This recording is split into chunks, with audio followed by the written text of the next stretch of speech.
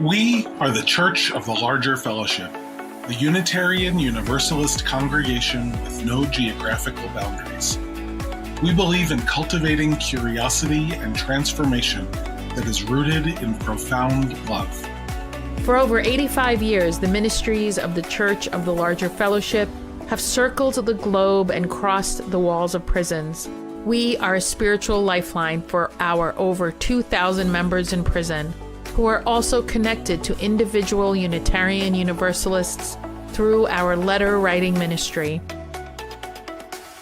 In our online community, we offer weekly worship, classes, and groups. Our monthly magazine, Quest, supports the spiritual lives of thousands around the globe. We know better than anyone how deep and meaningful connections can be formed even from a distance. We are proud to be a leader in this faith movement, and we invite you to get involved in our ministry. We strive to be a place where anyone from anywhere can find spiritual refuge anytime they need it.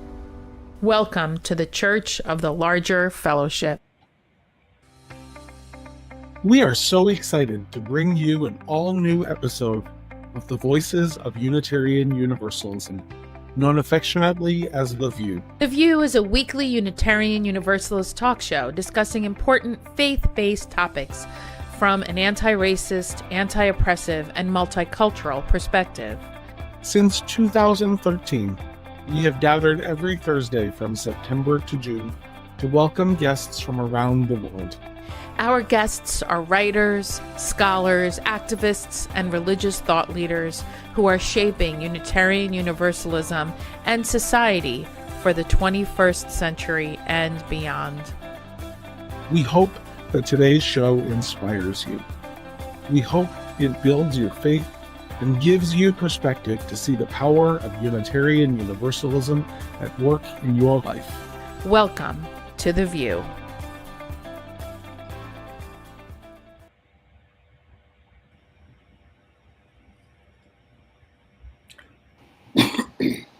Woohoo! Welcome, everyone. Welcome to Voices of Unitarian Universalism, the show that we love to call The View. Some of us call it The Voo. Episode 498 here as season 13 winds to a close. Next week will be our season ending spectacular. And we will come back in September all refreshed with new guests for you. I'm the Reverend Dr. Michael Tino. I am half of the lead ministry team of the Church of the Larger Fellowship, this Unitarian Universalist congregation without borders or walls. And I'm coming to you from steamy, hot New York, the Hudson Valley of New York, land of the Kitchewan, Wappinger, and Munsee Lenape peoples, where it is 88 degrees with a feels like temperature of 98. Oh, no! It is like sticky, gross, humid. My child left for school at 7:30 this morning in shorts and a t-shirt, and she walked outside. She's like, "It's already hot." I'm like, "Yeah, that's why you're in shorts and a t-shirt, beloved, and you're carrying a water bottle full of ice water." It's all right. You know what? The flowers are loving it. The tomatoes are loving it. The milkweed in the garden is loving it, and hopefully the monarch butterflies are coming to lay their little eggs on that milkweed, because I want to grow caterpillars. Yay! So that's life here. It's beautiful and sunny, and the city pool will be open this weekend to cool off from the steamy hot weather. That's life. I will not be here next week. Just so our viewers know, my husband is getting his last chemotherapy infusion, hopefully forever. And so I will be there with him, and you will be left in the good company of the rest of our hosts. Aisha Hauser, how are you? Hello, I am doing well in Seattle.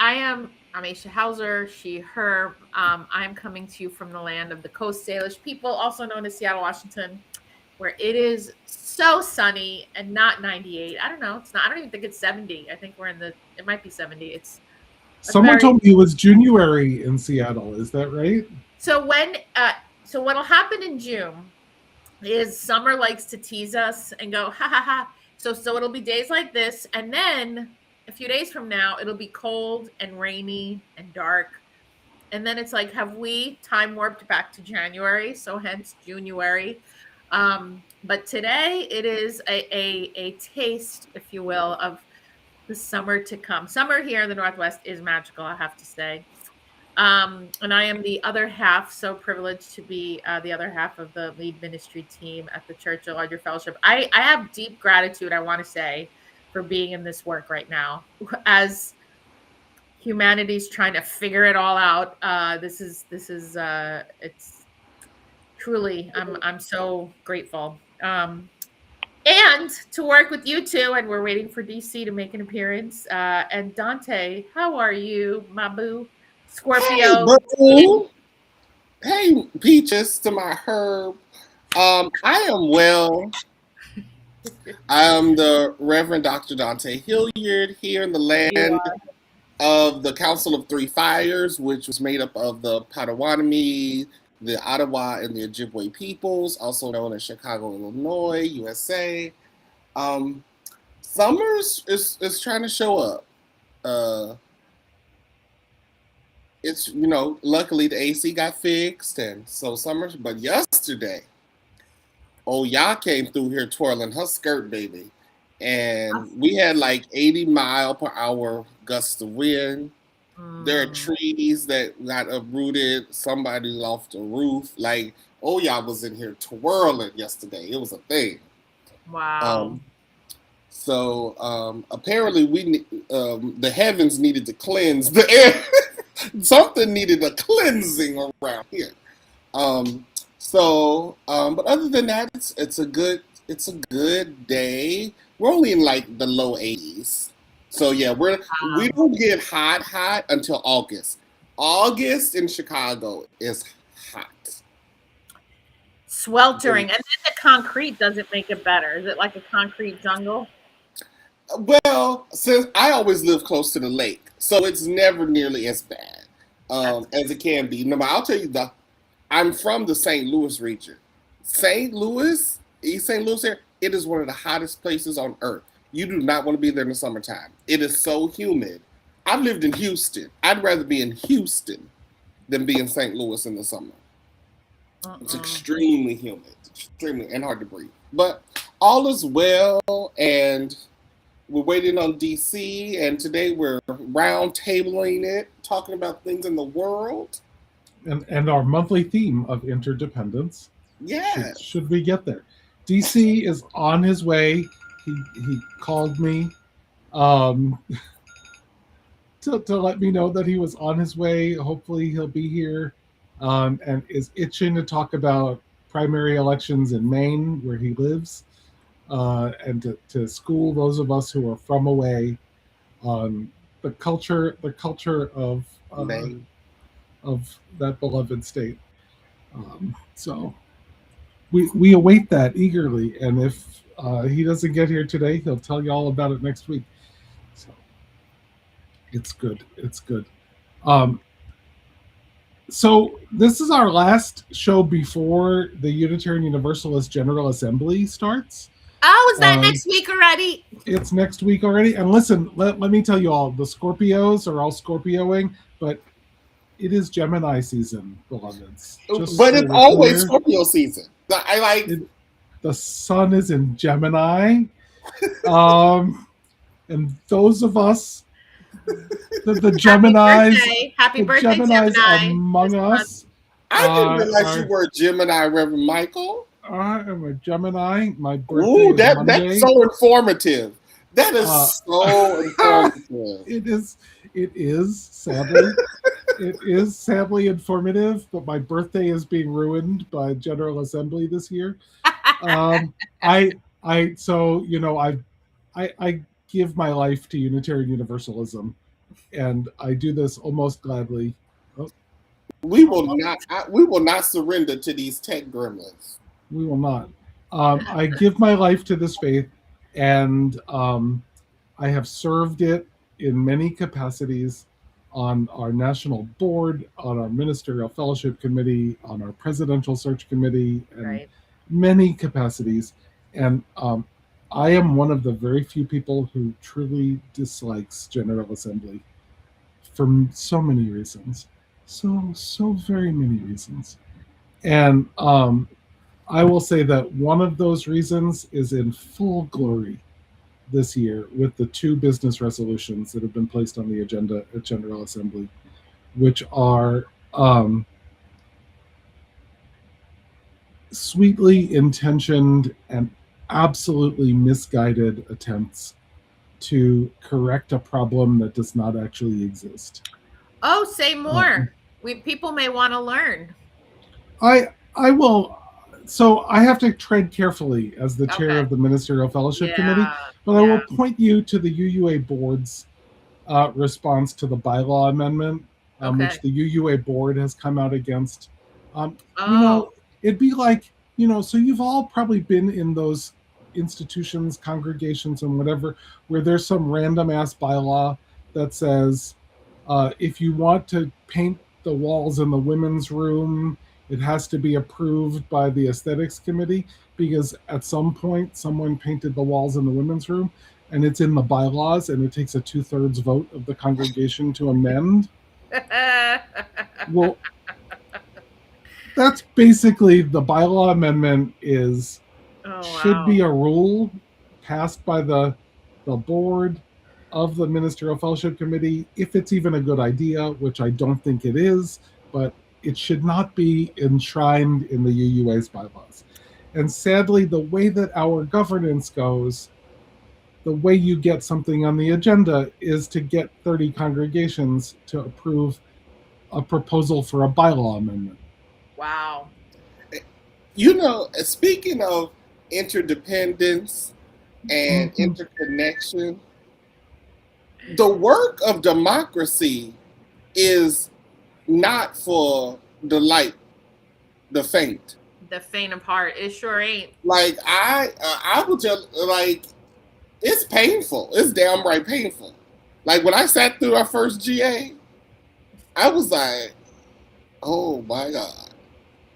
But I know this is what it takes if you're serious about doing the work.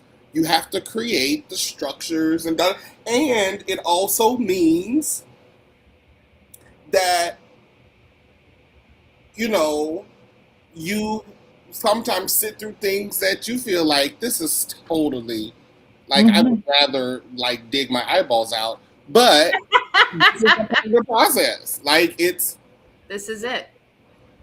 Yeah. It's not meant to be.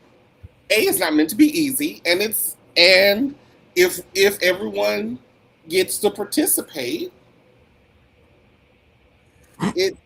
that's what happens, right? Well, and the thing that bothers me and has always bothered me about GA, our blessing is our curse, right? It is great that we have this participatory way of governing.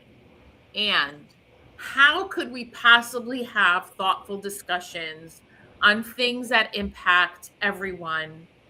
I mean, I don't know. I mean, we have the UUA board that are representing the association.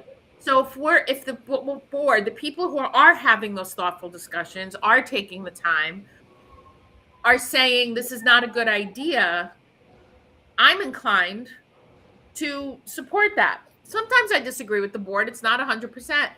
But even when I disagree with the board, I don't interfere with their work. I'm not like, let me pass an amendment because I disagree with the board and I'm, Aisha Schmo in Seattle, Washington. It's like, it's a needle to thread, but I do like, is this a product of people still distrusting representative? Oh yeah. Well, and it's also a product of people getting told that something is a problem. That isn't. Okay. Listen, this is what I can say. What?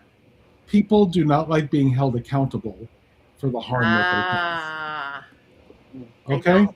And when some people are held accountable for the harm that they cause, their reaction is to cause more harm. Mm. Now, what's interesting, because what I was about to say is, I think one of the reasons that collaboration, interconnection, interdependence, democracy, or any kind of sort of social container that's meant to be just or equitable, one of the reasons I think it's painful is because it forces you to see the pain points in the system.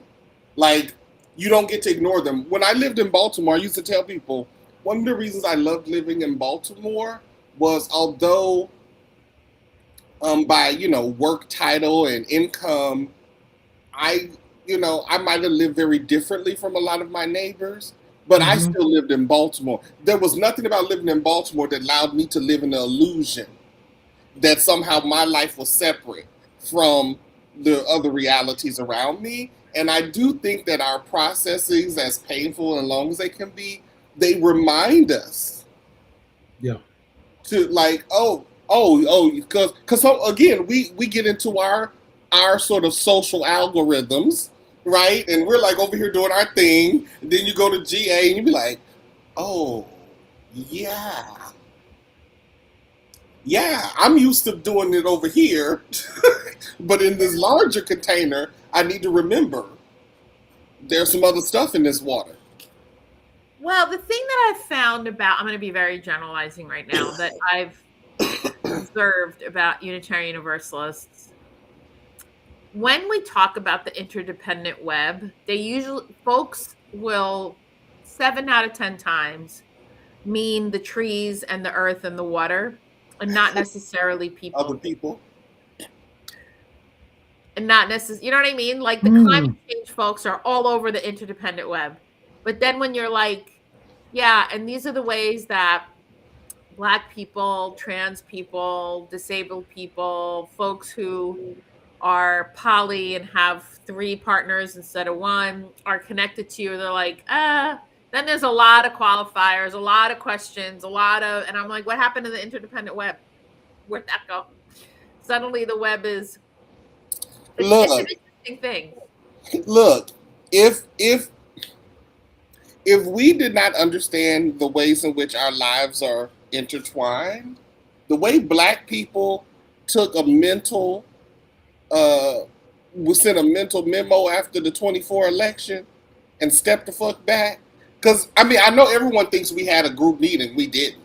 It was like literally that those poll numbers came out, and it was like telepathically we all just said, "Oh, oh," Right. and you see what has ensued since 2024. Like, people trying to bait us into the street. Someone burned a cross in Grant Park Yeah. this week, Mm. right? Like, people want to bait us into the street so badly, and we're like, we're gonna go learn this new line dance. No, we're not doing it. So, I don't know if y'all been seeing the stories also about, uh, so some there's been this whole thing between Black Americans and Asian Americans around when we've been talking a lot about supporting Black owned businesses. And so then some person made I wish you Black people would boycott Asian businesses. We don't need your businesses, da da da da da. And then Black people start saying, "Oh, you don't? Okay." So now there's this whole like, and I'm like, see, this is not helpful, um, because I know people are sick of saying it. I feel like Black Americans are like Olivia Pope from Scandal. Like, if you ever watched Scandal, and she gives she says to Melly one time, she was like, "There's something you got to get used to. You don't like it, I don't like it, but I'm always right." Like, I'm just always right, and that's just what it is. When it comes to this shit, no one's more right than Black people on these issues. No one has ever been more right. and particularly more right than Black women.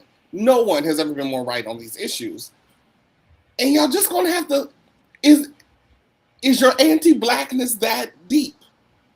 Yes. Yes, it is. Yeah. Like, all you got to do is learn. Like, I've sat in rooms with other POCs, and I'm listening to these circular conversations. I'm like, wow, you could have read 3 books written by Black people, and this conversation would totally not be necessary. Like, you ain't even got to talk to us. But I think that's part of the lesson. Like, you got to learn from Black people on some of these issues. You're going, just like we're going to have to learn some shit from LGBTQ people. If you're like, there's some about shit bodily autonomy. Look, I think for women, you know, or people who have children or who give birth. Like, there are just different groups of people have different forms of embodied knowledge. Well, and we got to stop being so arrogant. We got to stop being so arrogant is what I'm going to insert there as I interrupt you 18 times. Sorry, boo. Yeah, well, you know, it's that Scorpio thing. And it's that Scorpio thing. And the arrogance is fueled by this illusion of separateness. Yes. So you talked about in worship on Sunday, Aisha, that I'll talk about again in worship, that we'll talk about every fucking week in worship until people understand it. 1221, DC's not here. But you know, that's what the arrogance is fueled by. That's that right. This myth that like any of us has or could make it on our own. That any of us has or could be independent. That's right. When we are in fact interdependent. 1,000,000,000%. There's no. And like the more layers of privilege that you live with, I say as someone acculturated to white maleness, the more layers of privilege that you live with in this world, the more you are taught to buy this myth. Right. Right? Because the myth serves you. What does the myth serve? The myth serves the people with privilege.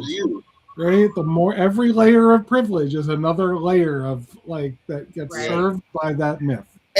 And you know what it's like? Wow. I don't, you know how like you might have dated someone at one point and it came to an end, but it kind of came to an end because that person didn't really value you for who you were.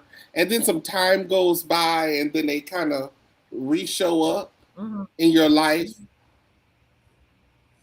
But they really show up because they need your help. They need something. They know that something that they need. They know that I know who can help me, but they'd have to come swallow their pride. Yeah. To do it, like that kind of stuff. Like, but why it never had to be this in the first place. It never had to be that in the first place. We can just acknowledge what is. And my poor, again, my white Americans particularly, if you're not in the billionaire class, whiteness is not going to protect you. Yeah. You being protected by whiteness is an illusion of the empire.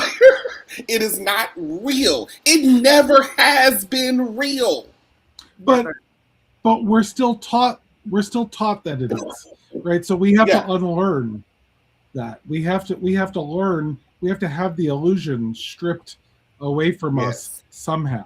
And and there's enough entrenched power that like just as like that illusion starts to get stripped away, it gets slapped back on again and again and again and again. That it's a project. It's not a project that's your job to do as a black man, right? It's not your project. It's my work to do to help strip that illusion away from my fellow white people. Yeah. But it's carefully crafted by Empire. It is. We might call it a spell. We might call it a siren song. Mhm. It's seductive because who does? Hey, DC, Hey. you missed the first fuck. Oh, that's the second one. And thus is But my yeah, it's legacy. like- And thus is my legacy. 11/21 then 11/25. Uh-huh. And it was me this week, so write that down. So, Hank being a kind of a dick. Is it the whole thing? Mine is. I think it's the system is being weird today.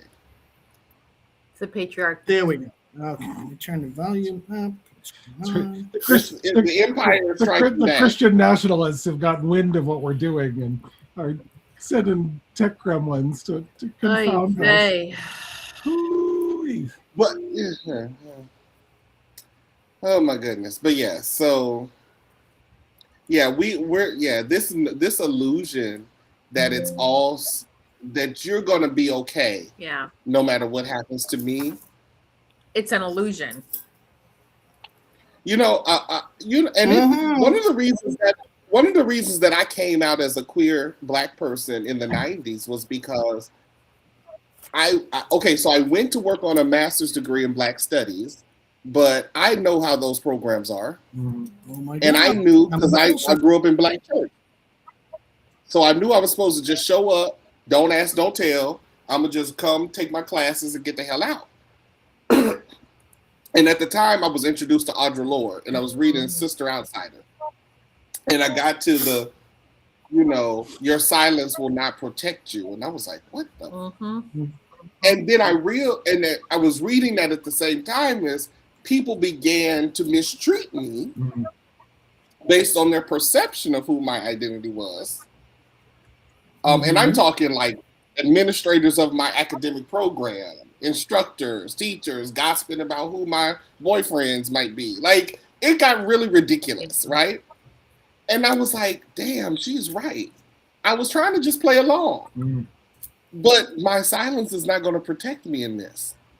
But unfortunately, what they did was, I was going to say, radicals are not born, they are made. Because then I decided, well, I'm just going to be gay as hell.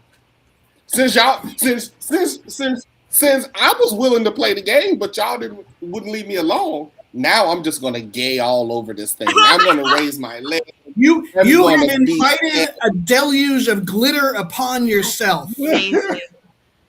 Amazing. Yes. Like, so I gayed on everything. Everything I went to, I would say, I'm studying Black gay literature about Black gay men with Black gay male characters. Like, Awesome. like, because it clicked. Pretending playing along with the rules will never serve you because somebody else has the power to change the rules whenever they want. There Mhm. it is. That That's was my the rules reading that this are week from oppressive. Angela Davis. That's right. And they do. They change the rules frequently 100%. Yes. to keep themselves protected. And it's Yes. not any of us that has the power to do that. To change, right. So Mhm. yeah, we gonna learn this. We gonna learn this lesson one way or another. We're going to learn this lesson. Speaking of lessons, Maine. Are we going to talk about Maine? Is DC frozen? Oh, no. Yeah. That's quite a pose to freeze on.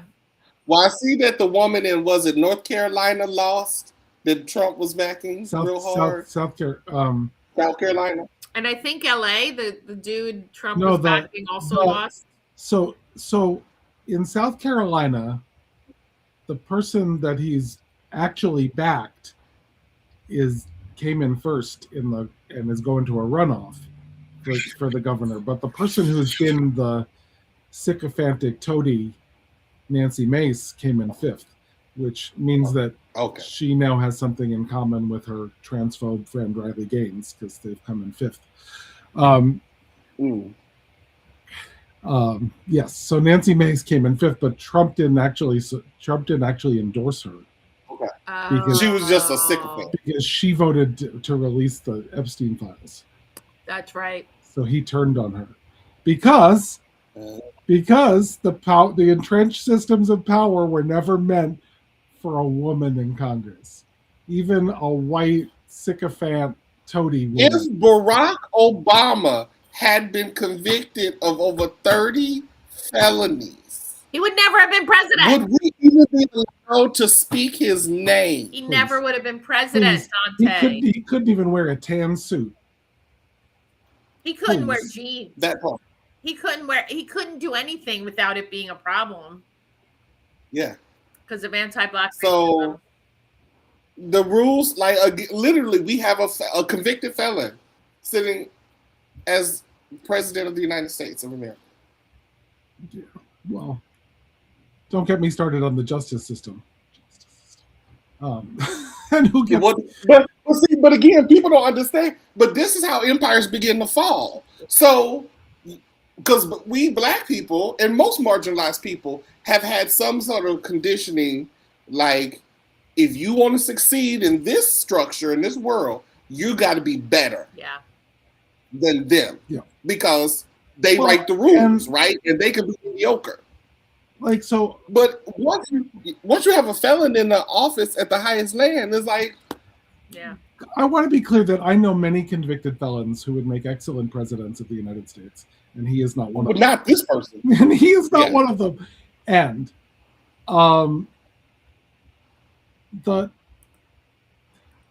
listen, y'all, I'm from New York, right? Aisha, you're from New Jersey, right? So you get this, like the Trump family has been fucking over working class New Yorkers for 70 years, right? Yes. Okay. So, you know, the current president of the United States has been accused of and convicted of and judged to like have engaged in housing discrimination for 50 years.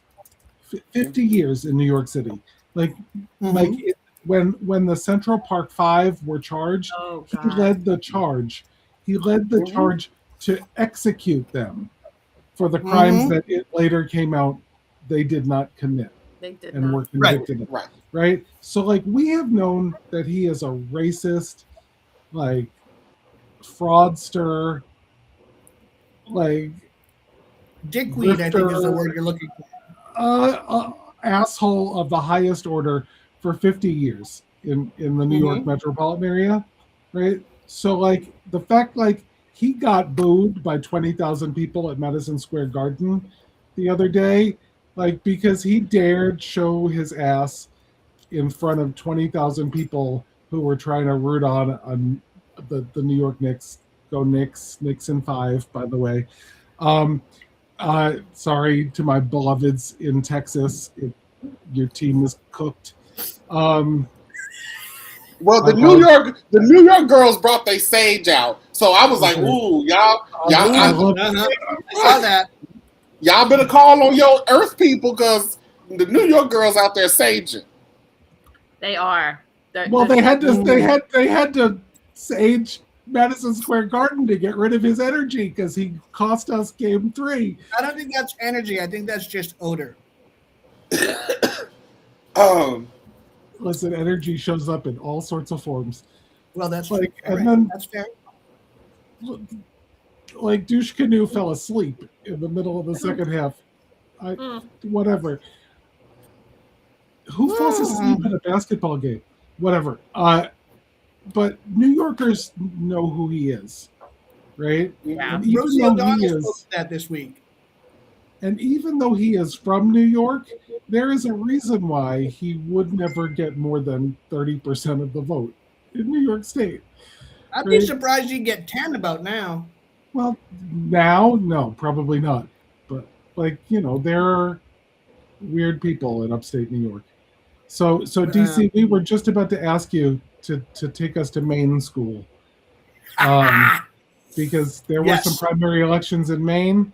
They're still counting the instant runoff ballots. I am so I love so much that Maine uses instant runoff voting as a state. New York City It was my uses first it time in voting with primary that. elections, but not in general elections.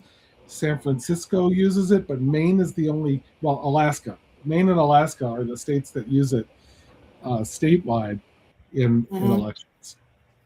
It Yeah, should be used. it was my first time voting with ranked choice voting, Mm. which was really exciting. My dinky little town of Poland, Maine, had 39% voter turnout.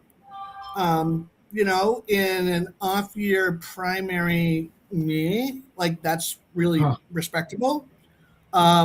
Especially considering, well, I will talk about voter suppression in rural areas another time. All Well, of and that. you all are in the second congressional district, right? I looked at I my am in Maine map. the second congressional district, which is everywhere else. Like the first Not district is Portland. Portland and environs, and the second district is everywhere else. Okay.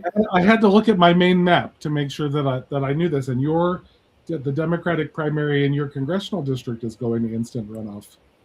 Right. Voting. Right. Which is what's horrifying is that Paul LePage, the former governor, won the Republican primary for Congress, and I think that might be first district. No, that's the second district. Is it second? Ah, Jesus, we got to deal with that guy. Jesus. Well, hopefully you get to deal with whoever emerges victorious in the Democratic primary. Right. So the exciting thing for Maine right now is Graham Plattner, and I watched his speech Tuesday night, and I watched the folks at MS Now utterly misunderstand the culture of Maine. Particularly, they had this guy who's the editor of a mid-coast newspaper who's not from Maine and who spoke dismissively about Maine culture. And I'm like, that dude will be lucky he gets through November with his job, for one. Yep. Because Maine has zero tolerance for that shit. And Michael and I were talking. I was on my way to work and on my way to an appointment. Like Maine, I think you have to remember that Maine created Stephen King. Okay. Maine is essentially the Gen X state, right? If you haven't lived through being locked out of the house, drinking out of the hose, and like being left on your own for a while, right, and learning how to get blood out of stuff before you got home, you don't understand Maine. A lot of what he said Tuesday night was absolutely coded for Maine people who grew up here. And he talked a lot about understanding what it is to work really, really hard and still have shit stacked against you. He talked about closing down small hospitals. Maine used to have a fabulous system of small hospitals, and now I live in Poland, which is essentially part of the Lewiston Auburn greater area, and there is nobody going to call it a metro. Just it's our greater area. To have a baby, you have to go to Portland. There is no maternity ward. Which is what, an hour and a half? How far is Portland? An hour and a half? Hour-ish, depending on what side of where you are and traffic. Just so and folks tourists. who don't know Maine, it's Right, about an hour. right, yeah. So it's like an hour and a half, depending on where you go.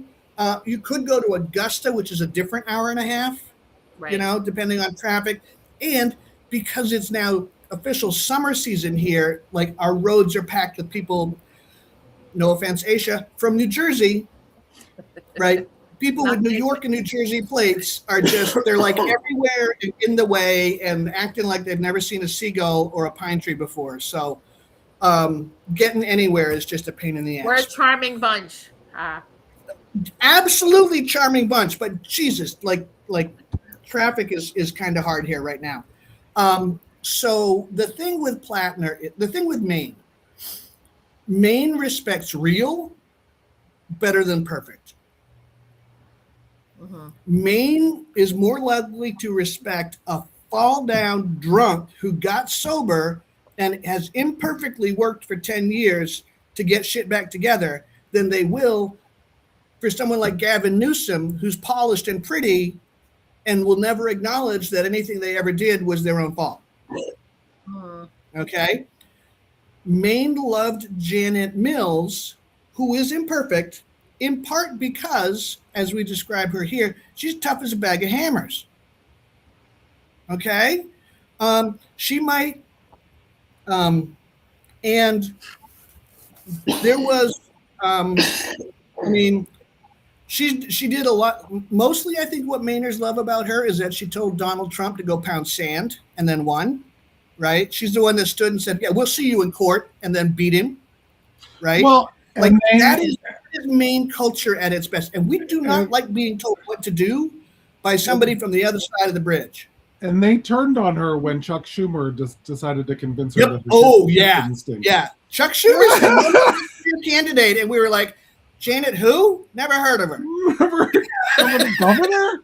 I think the worry with Grant Plattner is I wonder if he's going to end up being a Todd Federer. John Fetterman. John Fetterman. Yes. Fetterman. Yes. I'm making up names. The dude from Pennsylvania who also was like this working class, but came in and is like he may vote with their Yes, and that is actually one of the questions that I'm looking forward to asking him when I finally meet him, because he is going to meet everybody in the state of Maine twice between now and November. And my question will be because 6 years ago I voted 4 years ago I voted enthusiastically for John Fetterman. Yeah.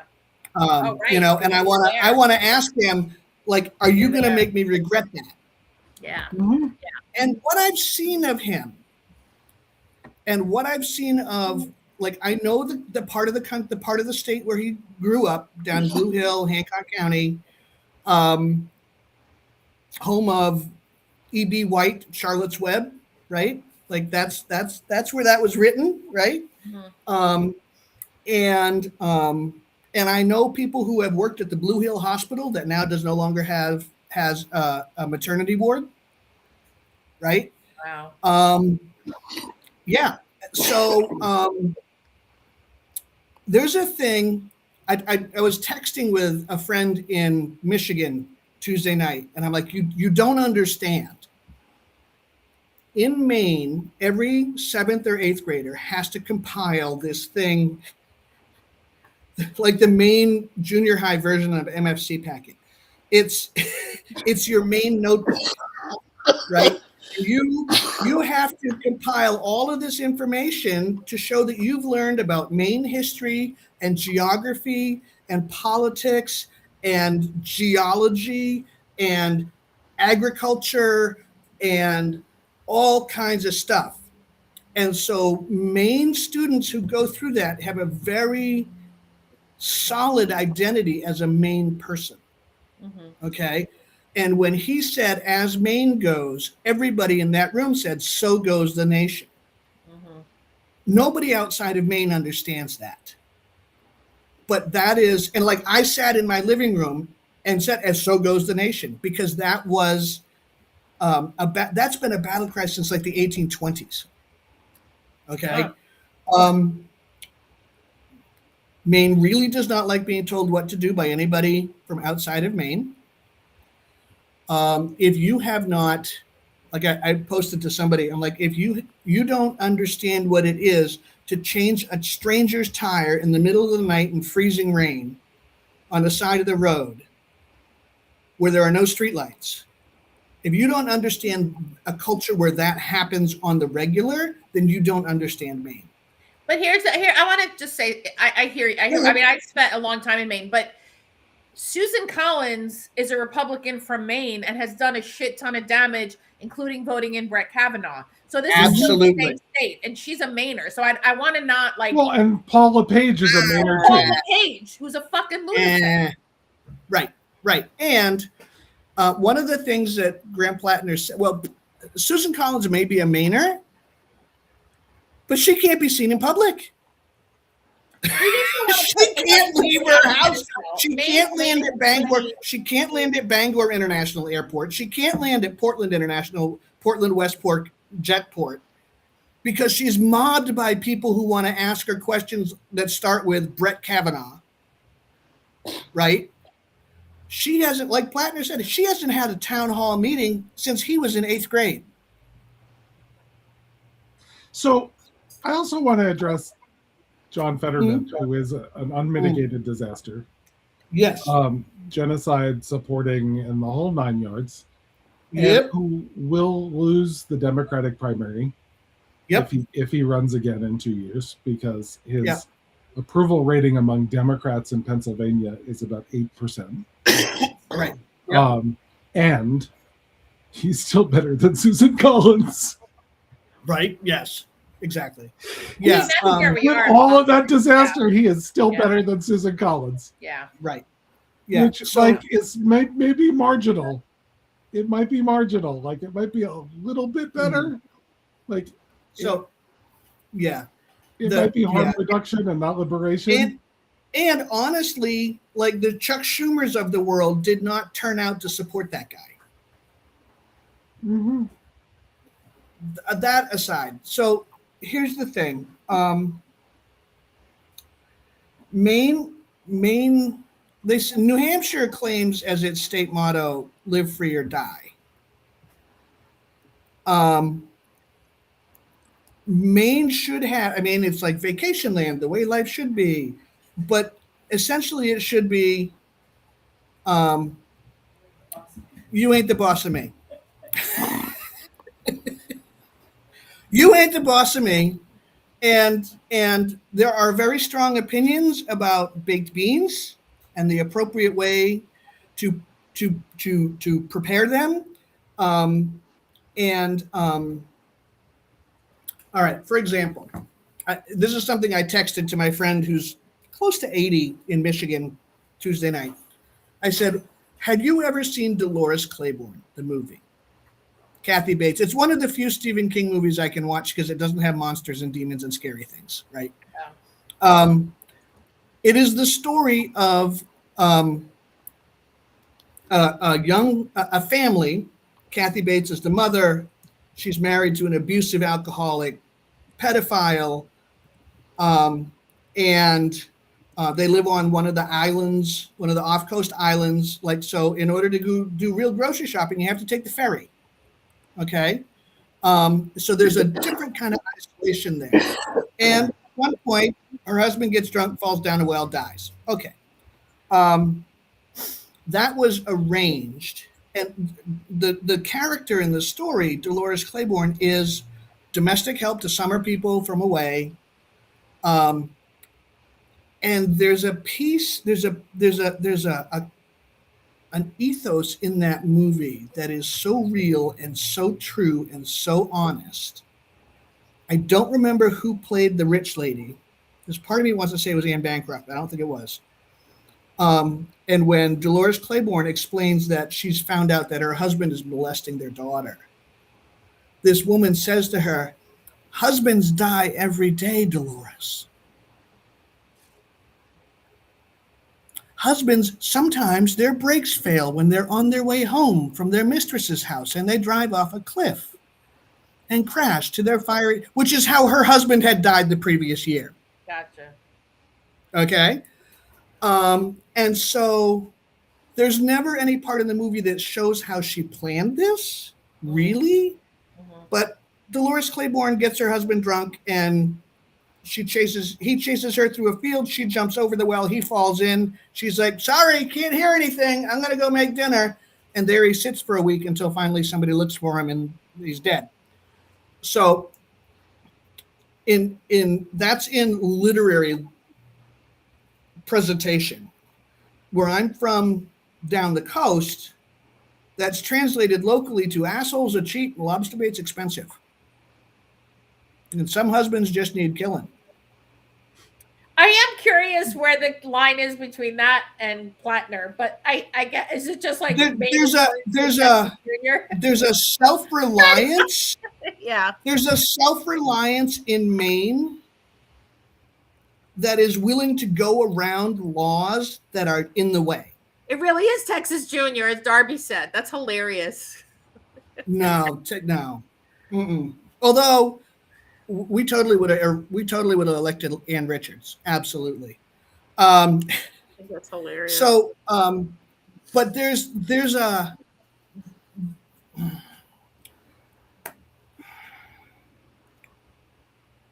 a part of Maine culture that is very much, if you haven't lived through it, you cannot possibly understand what it is to live here. If you have not, shoveled snow, if you have not lived in a place where the air hurts your face. I lived in North Dakota. The air hurt my fucking face, worse than Maine. Oh I've my been in God. the winter. Oh no, I'm not. Maine is amazing. I love Maine. I'm not saying it's not, but it's not. But the question right now is, Grant Plattner would be one of 100 senators that, as we've seen, impact the lives of 300 million people. And so the issue is trust. And look, Susan Collins, fuck her. She has to go. So okay, yes, absolutely. Elect an armadillo. I don't give a fuck. But the point is, there is healthy skepticism.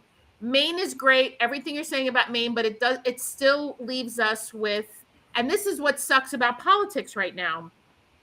We're crossing our fingers and hoping people end up being more like Zoran Mamdani than John fucking Fetterman.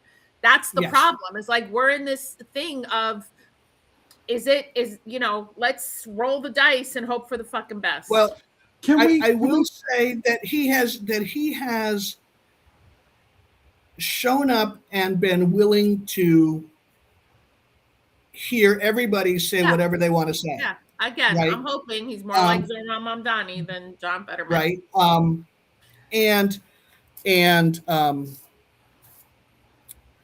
And honestly, Janet Mills had a chance until Schumer endorsed her.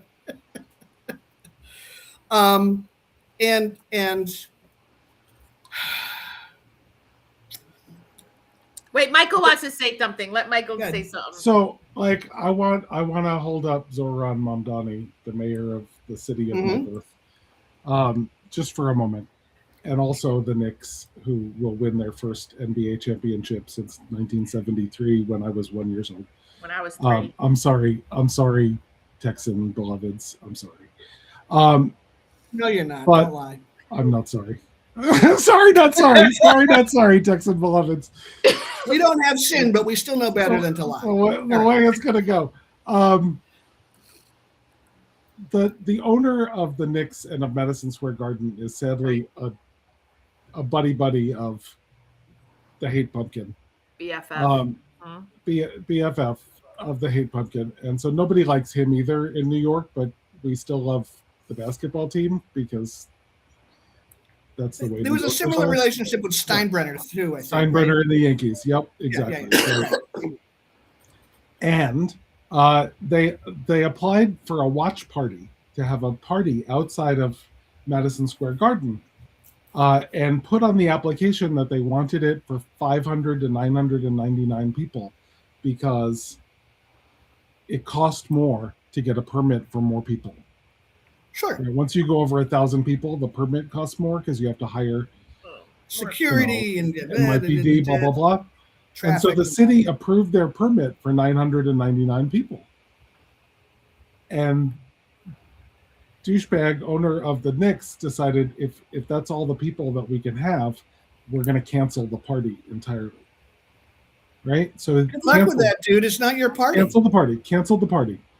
So the mayor of New York City, Zoran Mamdani, got permission from the NBA to broadcast the game on every bus stop kiosk in the city. Because the bus stops all now have LED TVs that show ads. Sure. So every bus stop kiosk in the entire city of New York broadcasts the Knicks game. That man and it was on ABC. It was on ABC, so it's not like it's any big. It wasn't pay-per-view. It wasn't pay-per-view. Everybody was getting it for free anyway. But and they saw the ads. NBA, every bus stop in the entire city of New York became a watch party. And Amazing. people had parties on their street corners watching it together. Amazing. And it's like, Right. when we talked earlier before you got here, DC, about having to strip away that illusion of separateness. Like when you do an end run around the empire, when you actually peel back that curtain, just one tiny little layer of the curtain, like, community happens. That's right. Right? People come together and good things happen and people celebrate together. That's right. And people and it's a basketball game. Right? Like, ultimately it is not a meaningful thing. It would be really nice if the New York City run transgender health clinics treated people under 19. That's right. Like, so let's, man is not perfect. The mayor is not perfect. Like, he has some work to do too. But you have to work at stripping away that. And I just want to hold that up. So I this week I used in my sermon, in my reading, I used a piece of a transcript from Angela Davis speaking in Costa Rica in 2018. She talked about the Knicks? No, she did not talk about the Knicks. What she talked about was justice in a hierarchical system is inherently unjust. And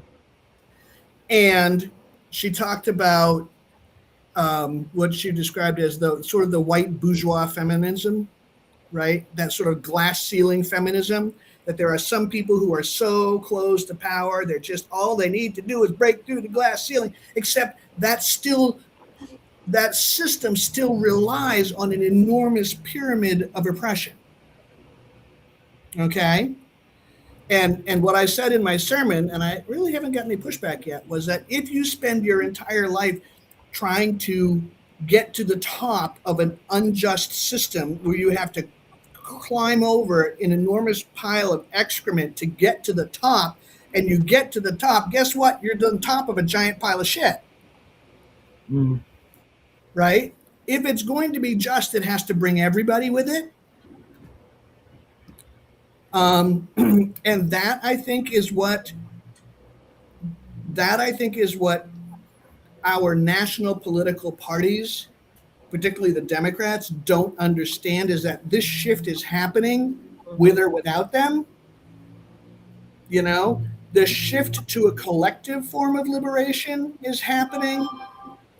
And hierarchical structures are being rejected.